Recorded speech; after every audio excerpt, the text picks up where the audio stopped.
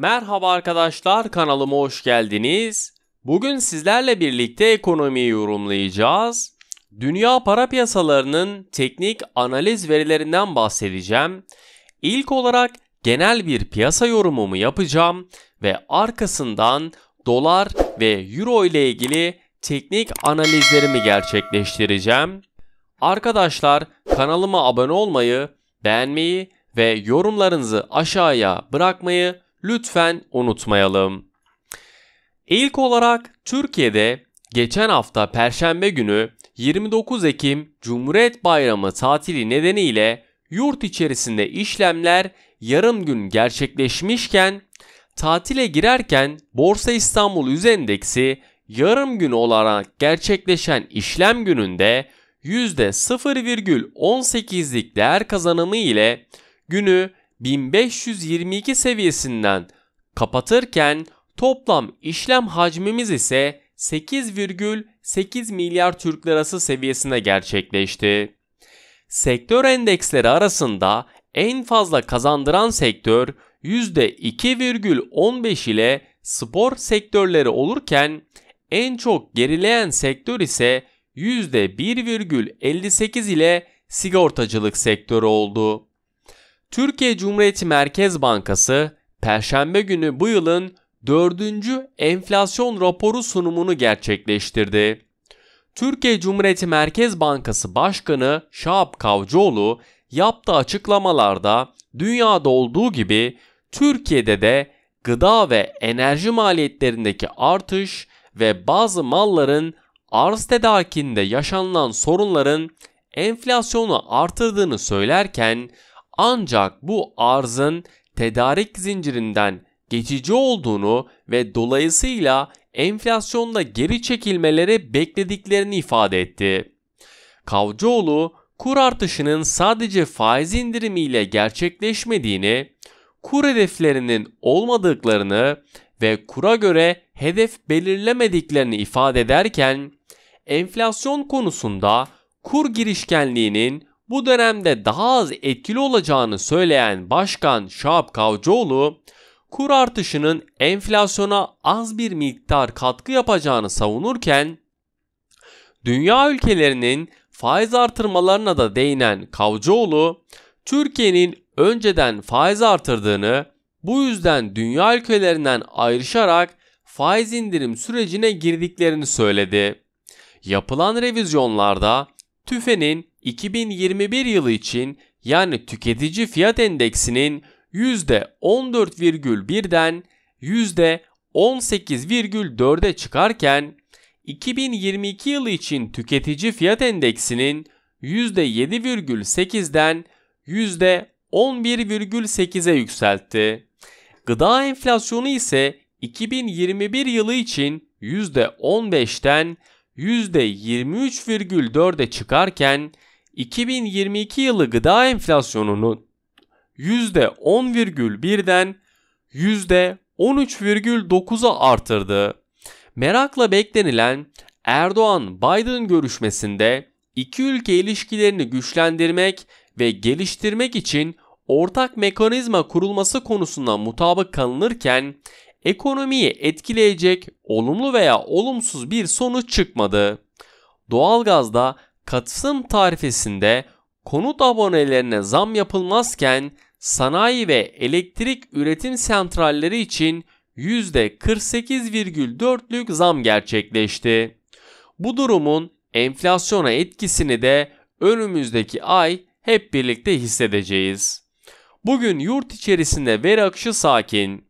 Borsa İstanbul Yüz Endeksinde 1501 seviyesi oldukça kritik öneme sahip olurken bu seviyenin üzerinde alıcılı davranması ve yapıcı gelebilecek hareketler, bu seviyenin altında da satış baskılarının artacağını düşünüyorum. Dolar Türk lirasında ise düşüşler, her düşüşlerin birer alım fırsatı olduğunu da tekrar buradan sizlere vurgulamak isterim. Amerika Birleşik Devletleri tarafında ise geçen hafta Amerika Birleşik Devletleri'nde 2021 yılının 3. çeyreğine ilişkin büyüme verisi beklentilerin altında %2 olarak gerçekleşirken haftalık işsizlik maaşına başvuranların sayısı 281 bin kişiye gerileyerek pandemi sonrası en düşük seviyeye indiğini gördük. Pandemi öncesi ortalaması olan 250 bin kişiye yaklaşılması ve işsizlik oranlarının tutturulması 3 Kasım'da Fed'in tahvil alım programını azaltacağına dair güçlü sinyaller veriyor. Ancak tabii ki kararın ne olacağını hep birlikte göreceğiz. Teperrengin yaşanması halinde dolar endeksinde ve Amerika Birleşik Devletleri'nde 10 yıllık tahvil faizlerinde yükseliş beklentimi korurken geçen hafta bu yükseliş eğiliminin de devamını gördük. Amerika Birleşik Devletleri borsaları da güçlü gelen bilançoların etkisiyle yükselişini sürdürürken S&P ve Dow Jones bir de teknoloji borsası olan Nasdaq'ta tarihi rekor zirvelerin yaşandığını görüyoruz. Bugün büyümenin öncü göstergelerinden olan imalat PMI verilerinde yakından takip ediyorum. Bütün gözler 3 Kasım'da Fed'in açıklayacağı faiz kararına çevrilmişken faizlerin değişmesini de beklemiyorum. Ancak Fed'in tahvil alımlarını azaltılıp azaltmayacağı piyasalardaki oynaklığın artmasına sebep olacaktır.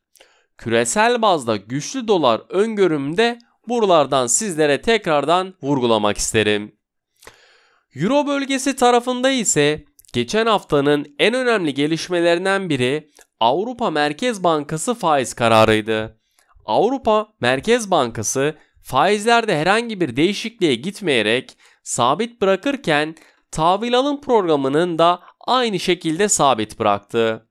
Pandemi acil alım programı yani PEP'in 1,85 trilyon euro büyüklüğüne bırakan banka tahvillerinin alımlarının en azından Mart 2022 yılına kadar devam edeceğini de tekrarladı.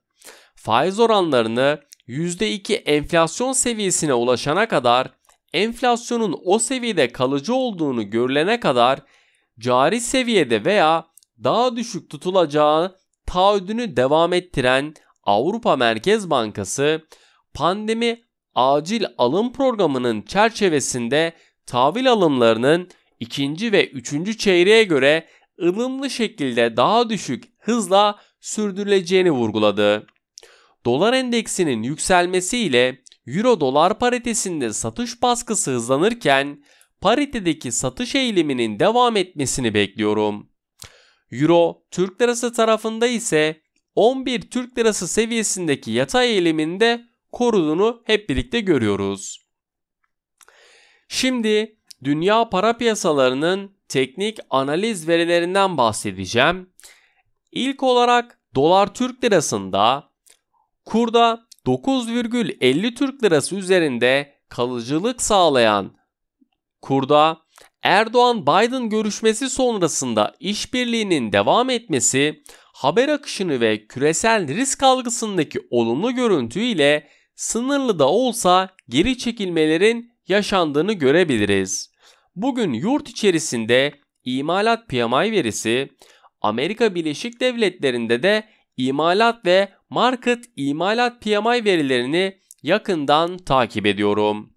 Bu hafta gerçekleşecek olan Fed toplantısı öncesinde küresel piyasalarda güçlü dolar algısı devam ederken 9,50 Türk Lirası ve altındaki geri çekilmelerin alış fırsatı olmayı sürdürdüğünü sürekli sizlere vurguluyorum. Dolar Türk Lirası'na teknik olarak baktığımızda yaşanılacak gelişmeler çerçevesinde Dolar Türk Lirası'na teknik olarak baktığımızda yukarı yönlü hareketlerini devam ettirmesini beklediğim kurda 9,66 ve 9,75 Türk Lirası seviyelerini yakından takip ettiğim önemli direnç noktaları. Olası satış baskılarını görmemiz durumunda ise 9,45 ve 9,36 Türk Lirası seviyelerini yakından takip ettiğim dikkat etmemiz gereken destek noktaları. Euro Türk lirası tarafında ise çaprazda geçirdiğimiz cuma günü Avrupa'da enflasyon ve büyüme beklentilerinin üzerinde gerçekleşse de Amerika Birleşik Devletleri çaprazında güçlü dolar ile birlikte paritedeki sert çekilmelerin yaşandığını gördük. 3,5 günlük yurt içi tatili sonrasında 11 Türk lirası seviyesinde önemli bir destek bölgesi olmayı sürdürürken Euro Türk lirasına teknik olarak baktığımızda yaşanılacak gelişmeler çerçevesinde Euro Türk lirasına teknik olarak baktığımızda 11,35 Türk lirası ve 11,50 Türk lirası seviyelerini yakından takip ettiğim önemli direnç noktaları. Olası satış baskılarını görmemiz durumunda ise 10,95 ve 10,74 Türk lirası seviyelerini yakından takip ettiğim, dikkat etmemiz gereken destek noktaları. Beni dinlediğiniz için teşekkür ederim.